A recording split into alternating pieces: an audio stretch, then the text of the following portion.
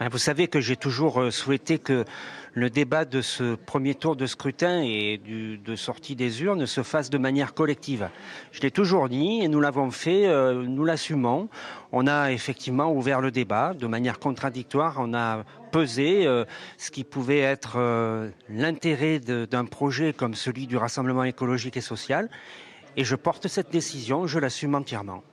Vous assumez la possible victoire du Rassemblement national en cas de triangulaire ? Non, il s'agit aujourd'hui de poser les questions un peu de manière différente. Ce que j'assume, c'est de faire vivre cette dynamique que nous avons engagée alors que la gauche et les écologistes n'étaient plus présentes dans l'hémicycle régional depuis 2015 et de faire vivre ces idées entre deux tours.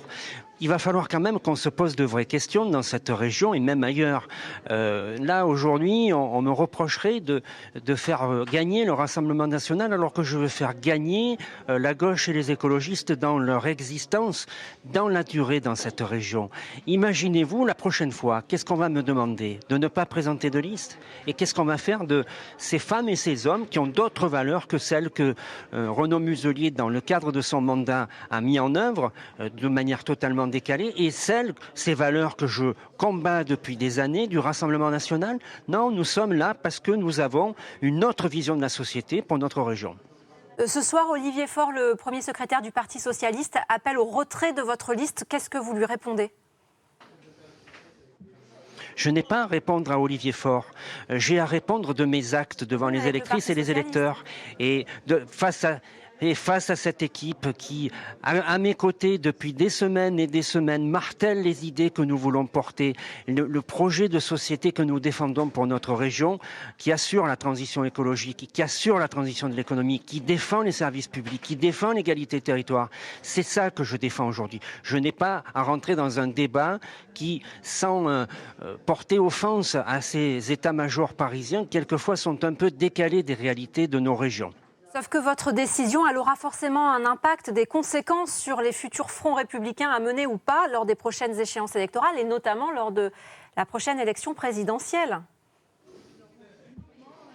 C'est en restant au combat qu'on défend le Rassemblement national. C'est pas en s'effaçant, c'est pas en fuyant en rase campagne que on arrive à combattre les idées nauséabondes de l'extrême droite. Moi, je veux être non pas dans cette résistance qui voudrait que on soit là juste pour faire barrage au Rassemblement national, mais édifier véritablement ces politiques publiques qui sauront baisser la confiance que peuvent accorder les électrices et les électeurs à l'extrême droite. Aucun de vos colistiers n'a exprimé le souhait de ne pas participer à cette liste de second tour ? Je vous dis la vérité, c'est un débat qui a été animé, qui a fait l'objet de contradictions. La démocratie, c'est ça, c'est pas un chef qui décide. Et je l'ai dit tout à l'heure, j'ai toujours fait valoir cette idée que nous prendrions une décision collective et que je la porterai, que je l'assumerai. Le courage politique, c'est ça. C'est à un moment donné assumer ces actes qui vont semer des projets politiques. Et ça veut dire que c'est une décision qui a été prise à la majorité. Vous avez voté, vous êtes réunis autour d'une table et vous avez voté ? Non, ça s'est fait au consensus.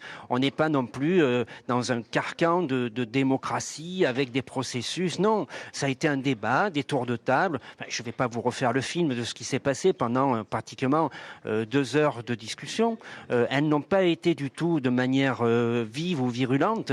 Ça a été un débat apaisé. On a pesé le pour et le contre. On a vu que les sondages s'étaient trompés. On a vu que l'écart entre les deux candidats arrivés en tête n'était pas si large que ça, que la mobilisation était très très faible et que notre score méritait d'être porté au-delà de ce seul premier tour. Voilà ce qui a fait en fait pencher dans la balance cette décision. Après, je laisse les commentateurs, que ce soit des médias ou des organisations politiques dans des sphères qui quelquefois nous échappent, faire tous les commentaires qu'ils veulent. Moi, j'assume ce choix à la fois de résistance et de construction.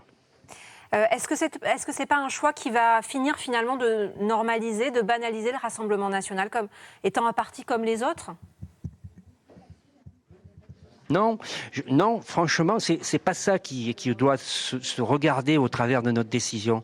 C'est le vrai projet politique que nous voulons faire vivre.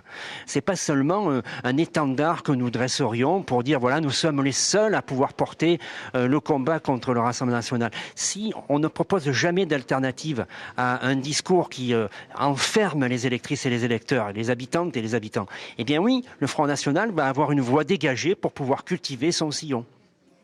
Vous l'avez fait visiblement, vous avez pris visiblement cette décision sans l'accord de la direction parisienne nationale d'Europe Écologie Les Verts. Yannick Jadot dit que c'est une erreur politique. Certains de vos codiciers annoncent déjà leur retrait. Vous risquez de vous isoler au sein de votre propre camp ? Ah bon ? Bah écoutez, vous m'annoncez ça alors que je suis absolument pas au courant. Yannick Jadot, sur Twitter en ce moment, je lui laisse Alexandre Latte qui avec annonce respect. qu'il se retire. Eh bien, écoutez, il aurait déjà pu avoir le simple respect de m'avertir. Moi, je n'ai pour l'instant que cette information que vous me donnez. Je n'ai pas d'autres, entre guillemets, candidates ou candidats qui n'assumeraient pas le choix que nous avons acté collectivement. Donc, pour l'instant, la liste de ce rassemblement écologique et social est encore plus forte qu'hier. Et on verra donc dans les jours qui viennent si elle gardera la forme initiale de sa composition. Merci Jean-Laurent Félidia de nous avoir accordé cet entretien. Merci à vous.